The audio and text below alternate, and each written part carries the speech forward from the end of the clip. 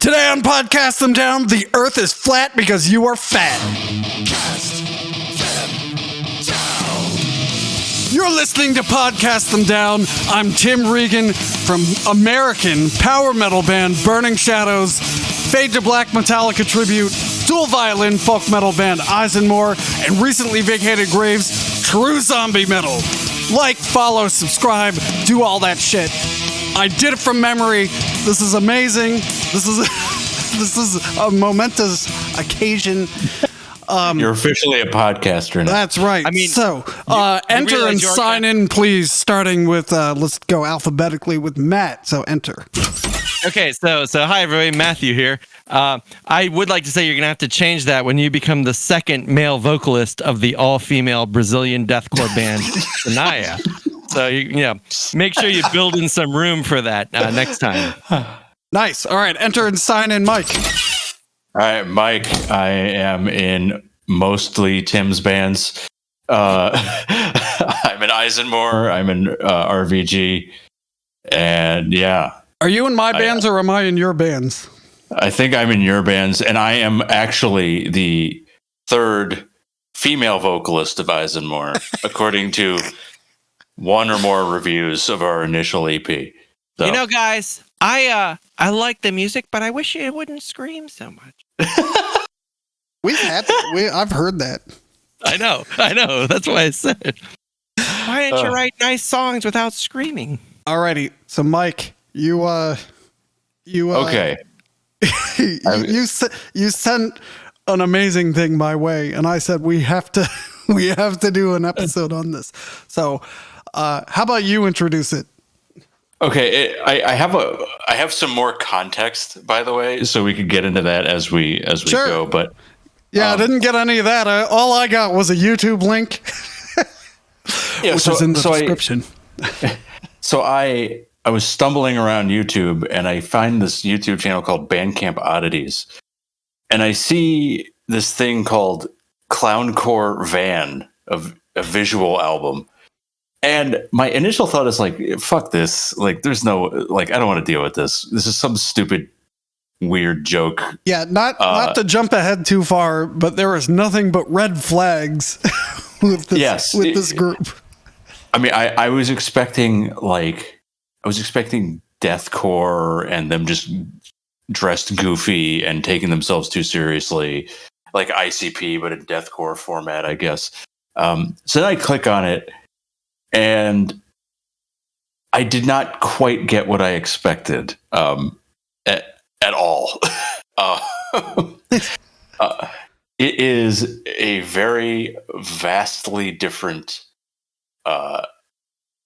experience than, you know, what my kind of. Well, I read a book by its cover, and I shouldn't have done that.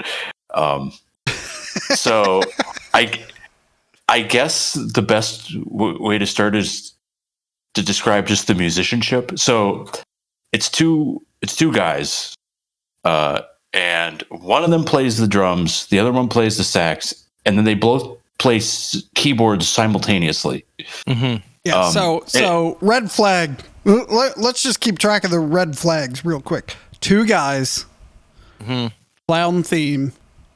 Are already not in good territory. Saxophone. Tim hates saxophone. It's well known that I don't like saxophone in my metal. Yeah. Now, this is not quite metal, but you know, still I'm very wary when I see a saxophone. We should mention that both these gentlemen, I assume they're gentlemen. I mean, as far as we know, they are. I mean, I didn't see their genitals, so. You should have watched. Did you watch the other one? No, I watched. Oh yeah, okay. Actually, I've seen at least one. I know at least one of them is a man. Now that I recall. By the videos, they're both men. Yeah. Okay. All right. But they're not wearing clown makeup, so they're not wearing like ICP clown makeup. They're wearing what I would call nightmare fueling clown masks. Mm-hmm. Like loose fitting like latex. Yeah. Halloween. What's that store that goes into empty Sears's? Like Spirit a of Halloween explosion or something. Yeah. But they're loose fitting, and that somehow makes it creepier. Yes. They definitely look like people who have just committed a horrible crime against humanity, and believe in their wrong thinking, perverted way that this is how they're blending in. And they both also wear blue coveralls. Yeah.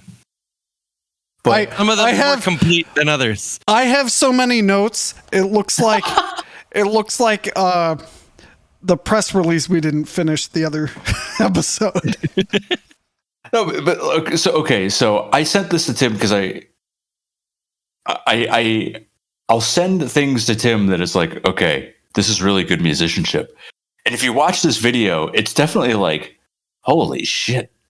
So I was like, okay, maybe Tim can get over the nightmarishness of red flags of this. Yeah, so when I opened it, I was like, what is this shit?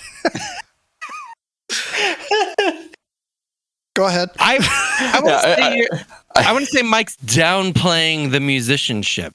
It is unbelievable. No, and we derailed him talking about the musicianship. Yeah. And not just, I mean, because I think, musicianship comes in two. I assume these two clowns are writing the songs as well, but not only is the construction of these songs amazing and complicated and layered and incorporates bike horns in ways I have never even imagined. But also just the technical skill. I mean, I think that drummer clown. Yeah, he's out of his mind. Join any band of any genre and be the MVP. Yeah, I mean, I don't disagree. Yeah, look out, Dave. If we find this clown. I mean, the crowning moment in Van is when he is playing. So okay, yeah, they both play keyboards, and the drummer in particular plays the keyboards while drumming. Yeah. So his typical method is, I believe he hits the snare with his right. He's playing the keyboard with his left. He's hitting the hi-hat, like opening and closing the hi-hat with his left hand, and then doing really fast single kicks. Yeah, with his right. He also has like a little splash cymbal on top of the snare. So he only does that on Van. This album that we're talking about, but so it's a ride bell is what that's called. So he has a ride bell, and it's taped onto his snare, like onto the head, because of I believe because of a logistical reason that we will discuss. Because we haven't even got there yet. Yeah, this is the intro. Yeah, so he has a kick, a snare, a hi-hat, and this ride bell. And that's it. That's what he has for his drums. Then he also has up to 2 keyboards and a bike horn. Yeah. Yeah. And there's one moment where he's actually playing both keyboards. Yep. And the drums. While drumming. Yeah. So he's playing chords with his right hand. He is opening and closing the hi-hat with his left foot, playing a bass line with his left hand, and then coming back to hit the snare, and then resuming the bass line, which is outrageous. And then to say nothing of the other guy who's doing so this ends up being like avant-garde jazz. Oh, I think that's what you call this. It's like post bop. So here's what they tagged this album. Here's the terms they gave themselves: experimental rock, electronic, avant-garde jazz, cyber grind, drum step, noise core, avant-garde metal, impressionism, jazz rock, metal death, dunk, jazz, minivan, toilet, and Nevada. but it has blasts, it has guttural vocals. Yeah. Okay, so But it's really melodic though. yeah. Occasionally, the vocals are completely unintelligible, and throughout this thing, they do have the lyrics at the bottom of the screen. and there's like They don't have lyrics. They have like karaoke style bouncing clown lyrics. Oh, it's brilliant. Yep. yeah. So yeah, they have. I mean, Cyber Grind is probably a good way to put like the metal sound to it. So there's two bands that I like that you'd probably. There's a few bands that I like that would fall in that genre, I think, but there's Gigantic Brain who has similar. They're more pure metal, but they have a similar they have similar insanity moments. And then Libido Airbag does, which I know they're super popular nowadays. They're not really. I don't think it. But they have a similar like guttural vocal and electronic music infusion. But this, despite being kind of the closest bands that I think of to clowncore, it really is its own beast. And I find it. I actually really like it. Like I really, really like it. To the point where I went and bought all their albums after. Yeah, I'm going to do that right after we finish taping. And where does one buy these albums? I think it's just clowncore. I think the best way to do it is go to clowncore.computer.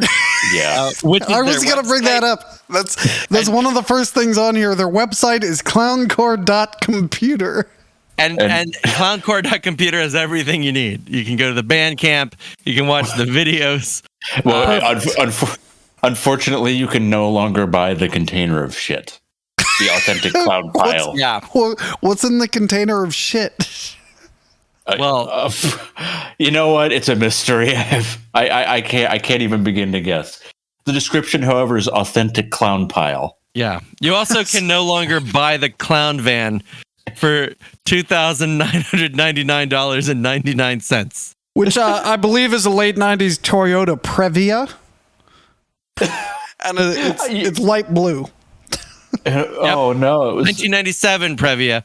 It's got 199,427 miles on it.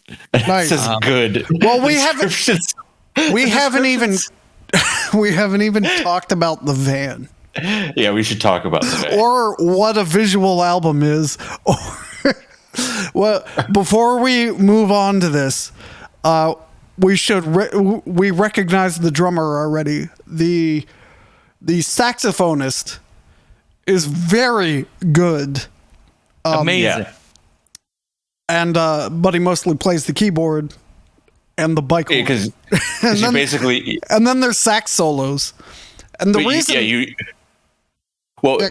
need both hands to play the saxophone, except for one moment in Toilet where he does play the keyboards along with the saxophone, but he does it in a slightly interesting way. Mike, Toilet is a different episode. We're not talking about Toilet yet. But I actually want to dispute that because I was watching pretty intently. Like, I like different kinds of music. I'm a big Wind fan, and I actually think he's doing a lot more.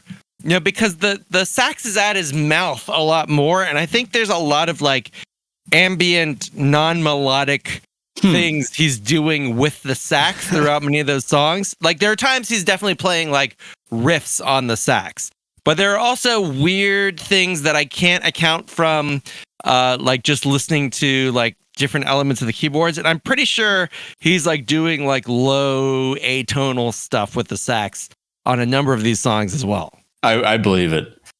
And actually, Matt, to your point earlier about them being melodic. So, I was focused on like the insanity bits. They very easily shift from blast beats and screaming to smooth jazz. Yeah. So like they're able to maintain the groove, right? So even though their tempos are incalculably different, like from this bar to that bar, it never feel like, for example, when I was researching this episode, I stumbled across someone that had looped 30 seconds of this of Toilet, which we're not talking about, but someone had looped a 30-second segment of Toilet for 30 minutes. And I thought it was the same song. I like did not pick up that it was a loop for a long time. And I was digging it. I was like, this shit is incredible. Why is the video looping? And then I was like, oh no. Okay, so let's get into the album and the video. So the album is called Van.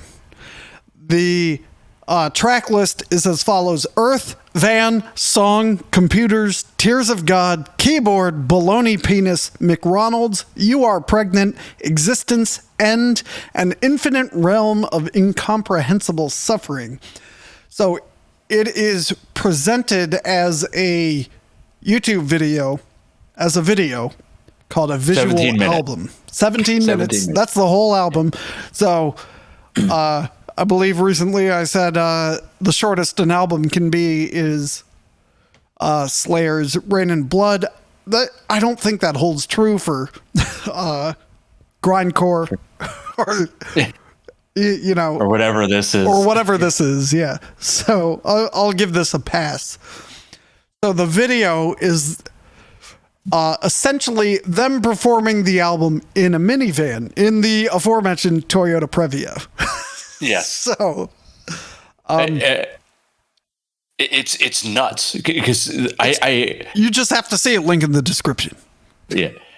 So they somehow they have the snare. They have his whole drum set with the ride bell taped on and everything.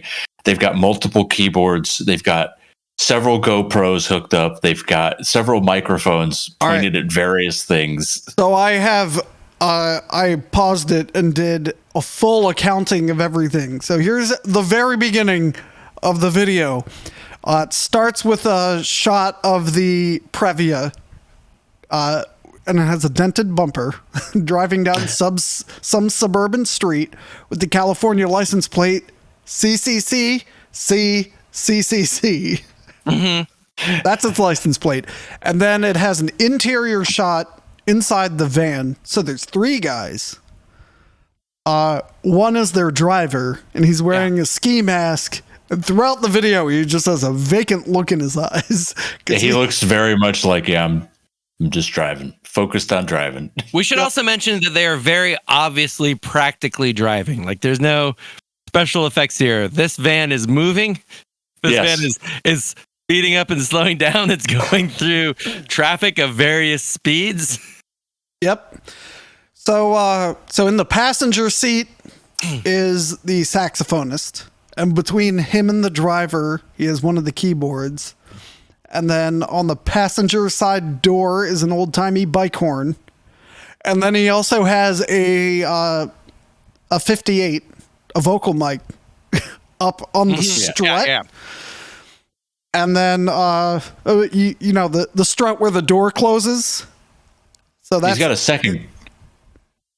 a second keyboard as well, right? Yes. So another camera angle later reveals the other keyboard right in front of him. So he has two keyboards and the bike horn and a vocal mic. So then in the back of the minivan, so they've taken out the middle row, and there's the other guy, the drummer, which has a kick, a hi-hat, a snare, and the ride bell taped to the snare. And then another angle reveals a keyboard to the drummer's left and another vocal mic above the keyboard, because the drummer also sings while he's playing drums and drumming. Playing drums and playing keys. Playing keys and the bike horn and drumming. And then at one point there's another keyboard to his right. So and they mic the snare with a 57 on a shock mount. So I'm not entirely sure. I I don't believe that the audio you hear is what was recorded in the van.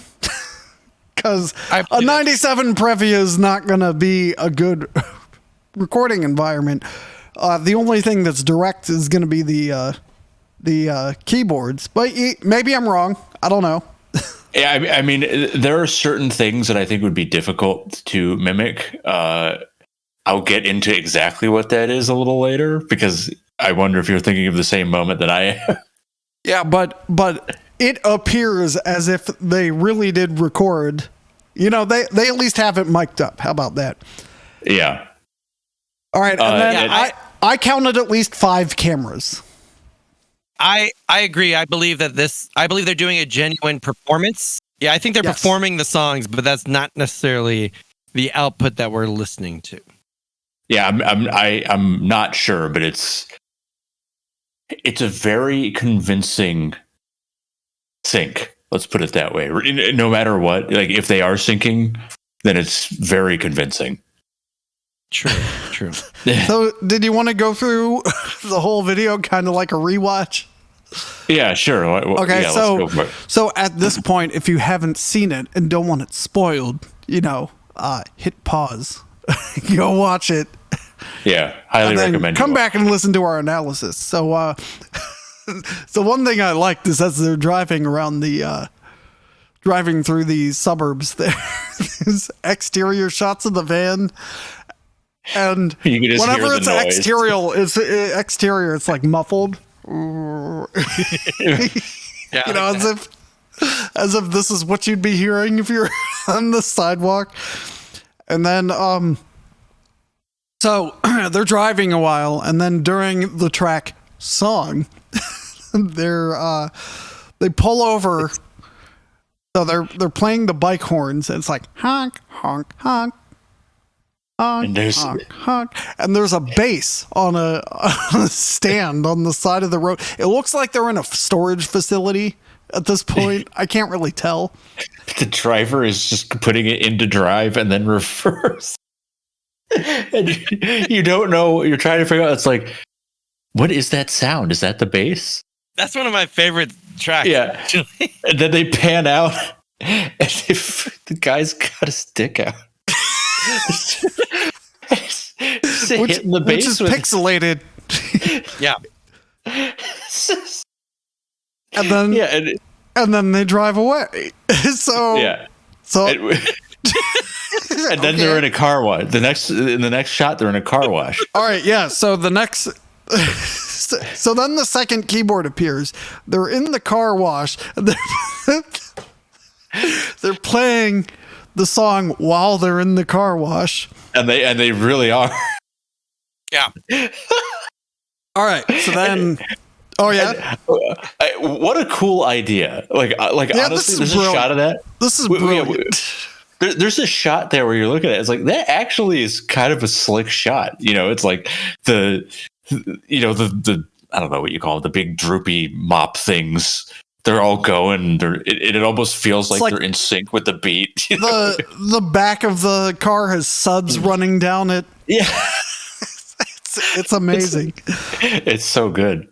All right, so next, so after the car wash, they're in a parking lot, right? Yeah, is the track computers. So they're in the parking lot of a Der Wiener Schnitzel. Yep, that's the big W. Yep, and they're parked the wrong way across 2 slanted parking spaces. A couple feet away from a cement base for a lamppost. That lights the parking lot. All right. So, and this is the part where the drummer is playing both keyboards while drumming. So once you're in the Der Wiener Schnitzel parking lot, that's where he kicks it up a notch. Yeah, but they're not. This is one of the few parts of the video where they're not really doing anything in the car. Like they're just there, right? Until, however, at the very end of the song. So the song stops, and they drive the few feet into the cement. We have to. Before we continue, there's just one great shot during the song that I want to mention, which is the rear view mirror of the driver's mouth. Just because it looks weird. This is like a full screen image of the rear view mirror, and so the driver's wearing a ski mask, and there's his mouth he's always making this kind of grimace kind of thing, and it's just That's right. You know how like the Flintstones, how they would draw their beard. It's like that's like the emphasis of the mouth on this guy. It's just like there's just this highlight of his mouth. Yeah. That's what it reminds me. Sorry, I just watched again the thing that we're gonna talk about. Yeah. So then they drive the few feet into the lamppost base, and the driver's airbag deploys. And it's which is a giant inflatable dick and balls with pubes.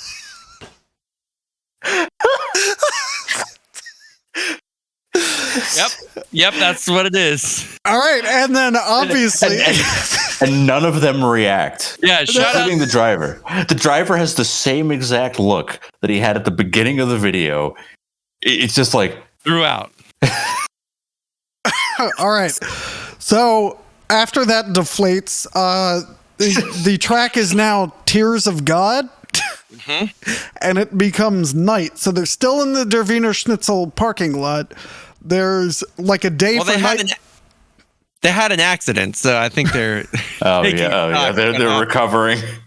So they do a day for night shot where they have digitally replaced the sky with like a moving star field that is not perfectly done, clearly on purpose. So. And clearly looped, because like the stars jump back a couple of times. I didn't notice that. So it should also be noticed that like the music has been pretty intense up until the beginning of a song is pretty minor, but the visual gag of the penis strumming the bass kind of increases the intensity. But Tears of God is just some like ambient smooth jazz. So it's just I called it mellow light jazzy music. That's what I called it in my notes here. Yeah, it's just I feel like there's some light guitar. I don't exactly know what it is, but there's clearly some light piano. The saxophone is real subdued, and it's mostly like a still shot of the van for the duration of the song, which is like a minute 40 or something like that. It's a very like balls to the wall, very sudden drop. This is a good time to also take a break. The reason I think the saxophone works is that there are no guitars. Maybe that's the problem. Well, okay. So like in metal, the problem about a saxophone is that I feel like people treat it as like an improvisational texture. It's like, just play some shit. I don't know what you want. When I saw Isan live, I was really digging it. They play The Grave. And the beginning of The Grave is this doomy, like, bow, now. And when I saw them live, I had never heard the song before. I'm like, what is that buzzing sound? I was like, there must be something wrong with the sound system. And then I heard it. I was like, oh, it was just this fucking sax. Like, why? What does it do? There are tracks that I've heard that have sax where they actually contribute to the melody, and it's like, this is okay.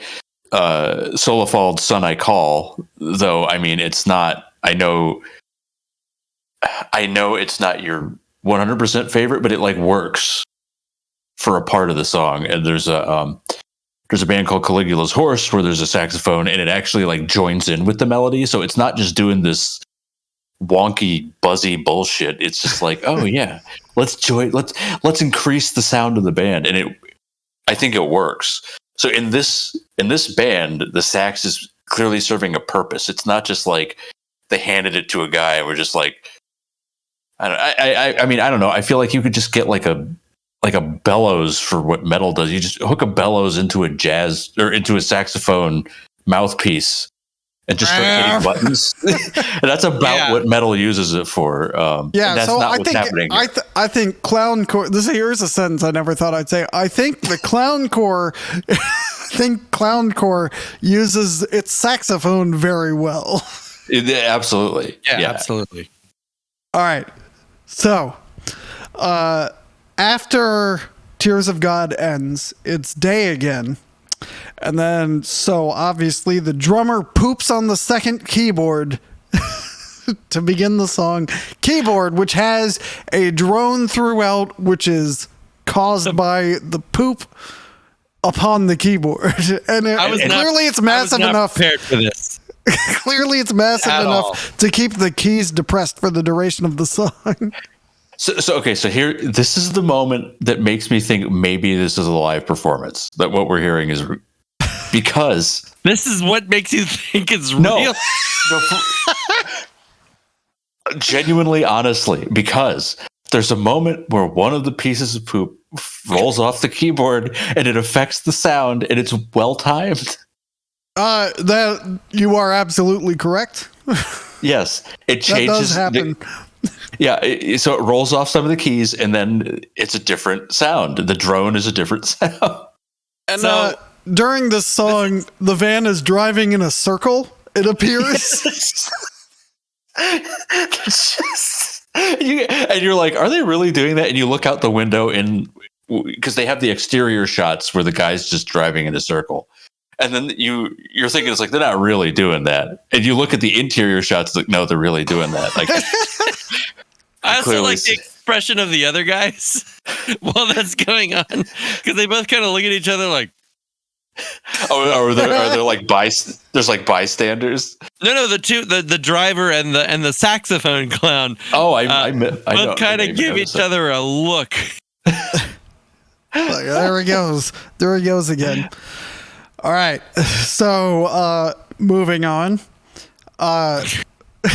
When they get to Baloney Penis, they're suddenly out of the car, and at that point, maybe this was implied, but now it is definitive that the drummer has the ass cut out of his coveralls. And they're walking down the street. It was a little confusing at first because he was just squatting, but didn't remove his coveralls or his pants. So Right. there was a question of physics how that happened, but now we understand how. Right. And then they're shown burying about $20 in $5 bills in some hay. And then so finally we get to something I can't quite describe. Are there multiple pairs of them, or is it just various shots of the two clowns at the top of the hill, at the bottom of the hill? Like, I'm not entirely sure what's happening. There's the two clowns we're following, but then they look up to see the two clowns looking at them. Okay. So, It's like a Twilight Zone episode at this point. all right. So then we can get back to stuff I can describe and explain. Now they're in the McDonald's drive-thru, and so this song McRonald's, is called please. McRonald's. And It's like 8 seconds long. This right. And the drive-thru cashier asks them for their order, and they order via grindcore. Yeah, it's 8 second long blast and a guttural, like a death growl. And that That's is great because they wait very patiently. all right. So then, after that finishes, it's the song "You Are Pregnant," which begins with them outside of the van again. They're at like a gas station with one of those vacuums, and one's vacuuming the other's coveralls, and then one of them urinates blood onto the building. And then there's a video of them performing in the dark at what appears to be a house show. And here, definitely the audio doesn't match the music as far as I can tell. Not at all. Yeah. So, And there's scantily clad women dancing. somehow Yeah, I missed very- those. It, It's a quick shot, but they're there. Is You Are Pregnant the one that starts with that kind of goofy sax? It's like do do do do do do. I think it is. During the vacuuming, I think.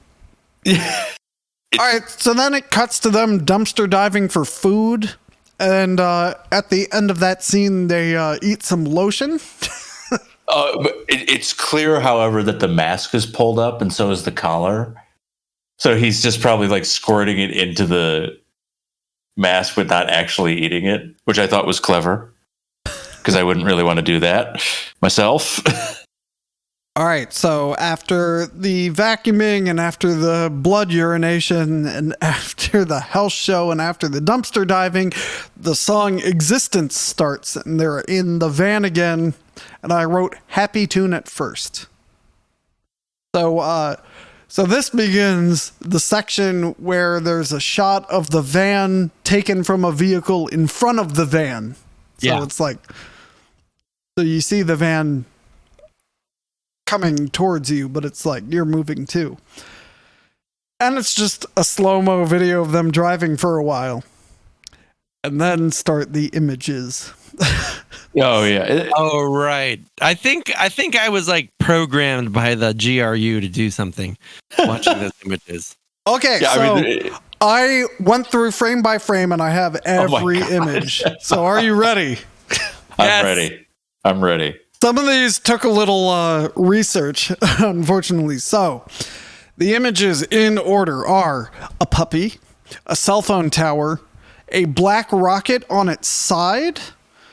Some of these have question marks, by the way. A forest scene with someone in midair, possibly jumping on a trampoline. An octopus, I think. A McDonald's cheeseburger, for sure. I think a solar eclipse. And then an antenna array, which I believe is HARP. Which is, a Cold War installation in Alaska. I'm pretty sure. A stock photo of someone holding a birthday cake. A primate skull, a huge primate skull next to a human skull. A silhouette in the woods, possibly Sasquatch. Some sort of office building. Brendan Fraser, I think. A white horse in a brick building, clearly not on the ground floor. So it's a horse on some floor of a building inside. UFOs over the sea, pigeons standing on and eating a pizza, a microscope image of something, a deer behind a barbed wire fence, a toilet, a rotting arm wound, a rotting thumb wound, a ghoul, a corn dog, some 80s looking guy. I'm not sure if I was supposed to know who it is. A dentist working on a patient. A mushroom cloud, another puppy, a blurry photo of someone at a gate, two people in hazmat or radiation suits, the pyramids of Giza, Petra in Jordan. Do you know what that is? I'm looking at that. That's an ancient site. Yeah, that's an ancient Roman site in Jordan. It's a known. It's their biggest tourist attraction. That's what I found. Yeah. Oh yeah. And then in Turkey, the Göbekli Tepe site. Does that ring a bell to you? It's some ancient ruins. Yeah, I don't know that one. All right, and then a circular city with moats around it, which I think is supposed to be ancient Baghdad. Okay. Jeez. And then a satellite. So the next two, I believe, are both satellite photos of the Reikat structure in Mauritania, which is a circular geological formation. And then a comet, a shoreline, snow, or a glacier revealing like granite beneath it. Mountains on a forested mountain on fire. Flood in a city, a flooded suburban McDonald's, another puppy, a UFO drawing, a UFO with lights, another UFO, Brendan Fraser again, a deep sea fangly fish, like an angler fish. Yep. A city skyline shrouded in mist, an astronomy comparison photo showing a planet missing or a star missing. I meant to look into that, but I didn't. Then a ghost, the Pope, a taco, the black rocket from before, but this time being launched, Rocks, possibly a bone, a web of some kind. I think it's supposed to be nerves because the next one is clearly like some kind of nerve cell. A chicken leg, as in like a drumstick, an asteroid, and then Earth. So those are all the images. Okay, I have slowed down the YouTube, and while you were talking, I was looking at things. So the 80s dude is actually Bob Lazar, known UFO conspiracy guy. So Bob Lazar claims that he worked in Area 51, and that what is it, Element 119 or whatever, Element 115. So he says that all the alien technology is based on Element 115, which when he started telling the story didn't exist, but unfortunately it's now been discovered, and yet we haven't broken the time barrier yet.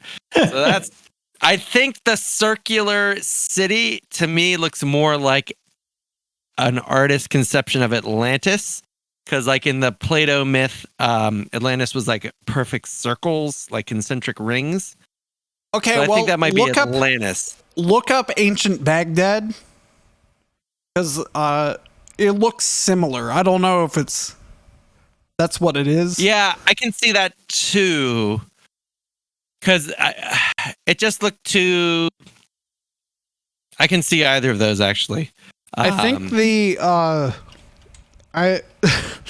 I think the African RICAT structure, that's spelled RICHAT if you want to Google it, is I think people believe it's an ancient A-bomb like detonation, but everyone else says that's not the current theory.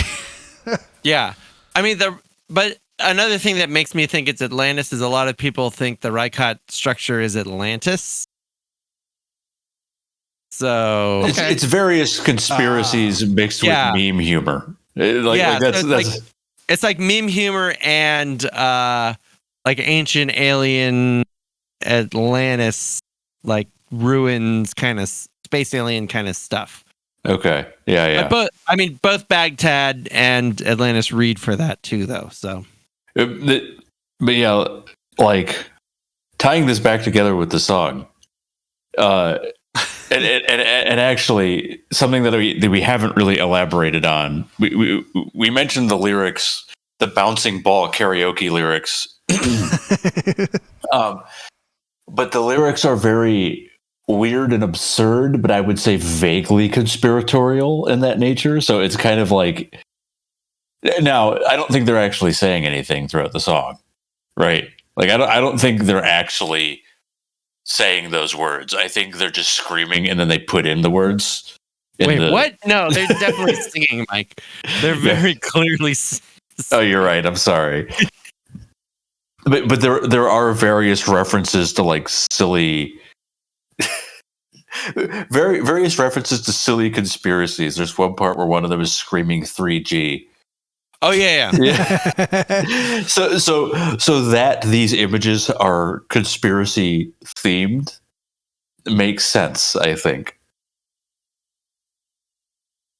So at the end of this sequence, there's a blue screen, like the days of the VCR, when you turn it to the VCR and it's not on yet.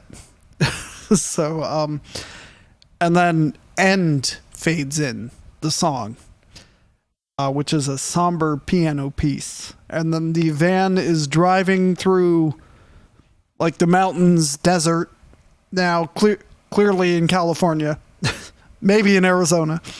And it is a California license plate. Right. And it starts flashing its lights. Then at some point it fades to blue, then to black with VCR static at the very top of the screen. And then it goes into, I have to look up the name, Infinite Realm of Incomprehensible Suffering, which sounds to me like kind of like elevator music or 90s mall advertising. It could be like a show intro from the 90s. Yeah. Do do do do do do do do do do. It's very happy. Which is a good maybe like forever ago we should have said this is the Too Many Cooks of music, you know. Yeah, it's a bit of. I mean this in a good way. It's sort of exhausting, right? Like Yes. There's a lot going on, and you're like, it's hard to listen to passively because you're just sitting there like, what the fuck are they doing? So then when that happens, it's a black screen and it's just this happy jingle, and it's like, Right. okay, it's a good palate cleanser. But it's not a purely black screen though. There's lots of little gradients and stuff and little things moving, and it seems like at any second there's going to be something you're going to miss.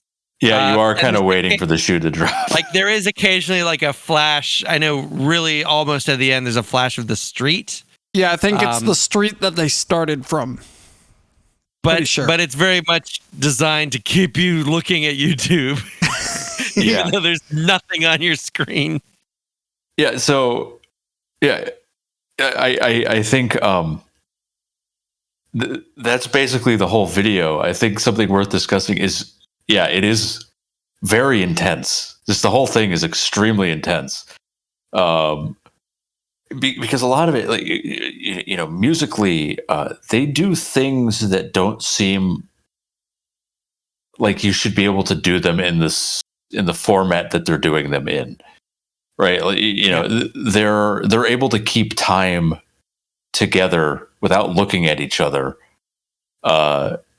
playing a very complex, like, polyrhythms. Yeah, and there's a lot of like bum bum bum bum bum, bum. You know, that kind of that kind of thing. And they're, you know, the saxophonist isn't looking at the drummer when they do this.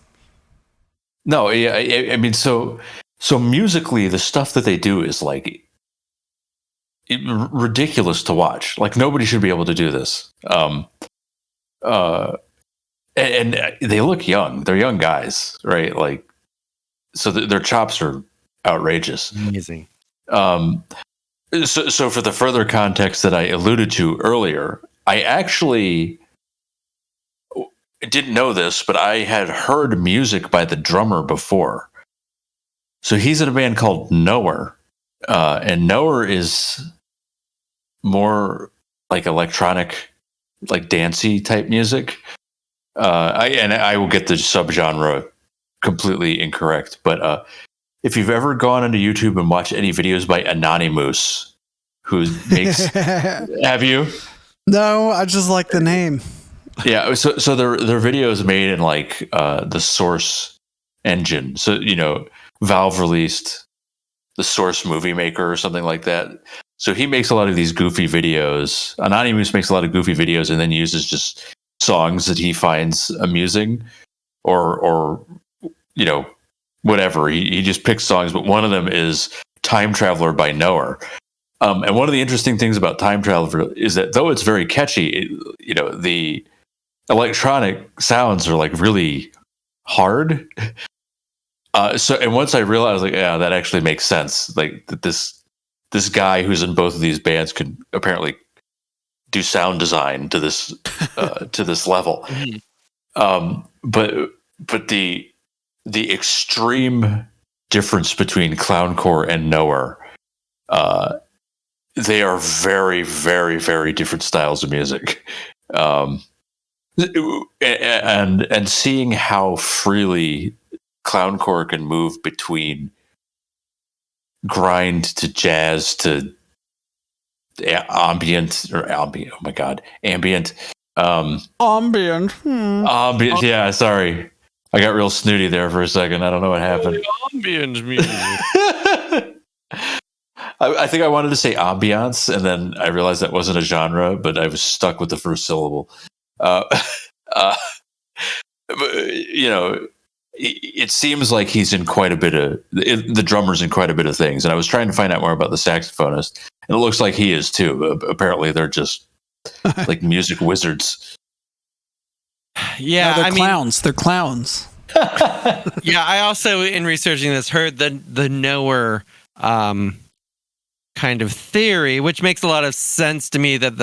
Now knower is also a duo, but we know because of our anatomical investigations that they can't just be the same as knower, because knower is a duo, but the other member of knower is Genevieve Artadi, and I don't think the saxophonist looks anything like Genevieve Artadi, who is significantly shorter than the other member of knower. They just are not the same. They're not the same duo here. But I could buy that the one guy might be the drummer, maybe. I mean, is it not confirmed? Because I thought I had. Well, it's one of these things where I think it's sort of a tongue-in-cheek. They're not confirming. I see. So I think they've never come out and said we are, or at least the drummer guy has not said he's a member of Clowncore. But if you look, like, their discographies are roughly the same time period. There are a lot of keyboards in Nowhere. Nowhere does a lot of multiple instruments at once kind of thing. One of them used to have a Toyota Previa. Yeah, they're both based in LA. Interesting. Like I thought it was more definite than that. That's interesting. Well, it's like they both collaborate with the saxophone guy. So I mean, it's they both have like the same sort of kitschy aesthetic, like a 8-bit kind of aesthetic. So yeah, it's probably the guy from Nowhere and his saxophoner friend. But officially, I believe that they are confirming. Wait. Wait. This article says they're known as right clown and left clown, respectively. Yeah. I don't know why that's so funny to me. It's like left shark, right shark, and left shark. That's great. Oh, okay. All right. Any closing words? Yeah. So as absurd as it is, your initial, despite your initial inclination to eye roll at it, it's really good. I couldn't agree more. I was like, what is this dumb shit? But then I watched the whole thing and I loved it. Yeah, so I really enjoyed it. So it is absolute musical madness. I mean, I want to say I'm glad that we were able to talk about this for an hour or so, because I was really afraid we were just going to all come on and say, loved it, and that would be the end of the episode. Oh, yeah. Even better. We're going to have 2 episodes. So tune in sometime in the future, and we're going to talk about their other visual album entitled Toilet. So check it out then. So what is it? clowncore.bandcamp.com. Clowncore.computer. Clowncore.computer, more importantly, because that also has the videos on it. And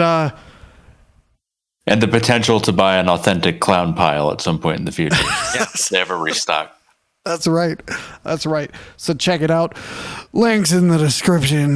Like, comment, subscribe, send us money, join the Patreon, share it, mail it to all your friends. Mm-hmm. PayPal us. What else? You can Venmo us, I believe. And